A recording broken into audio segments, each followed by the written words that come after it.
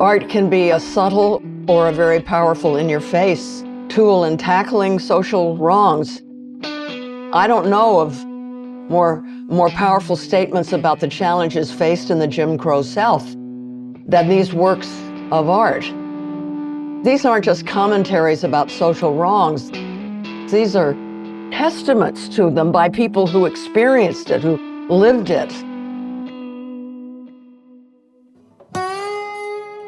Thornton Dial, he used to work in a steel mill, right? And he made railroad cars for white passengers that he could never travel in. And he would make art and sculpture out of the tailings of the steel mill.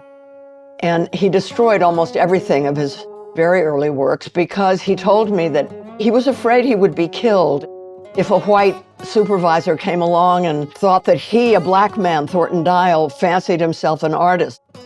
That was something that Dial was very afraid of. My interest and support of Dial and the other artists was stoked by the late Bill Arnett, who was a visionary collector who introduced me and basically the world to their art. I suddenly saw these works of Dial and others, and it was like they exploded. I couldn't believe the dynamism, the energy, the courage, the rawness of these works. And then Bill Arnett talked to me about the artists and about what they were trying to express in the various works.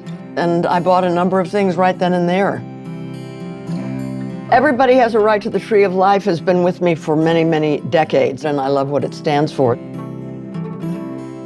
I love the two benches, the animals with the racks, the antlers.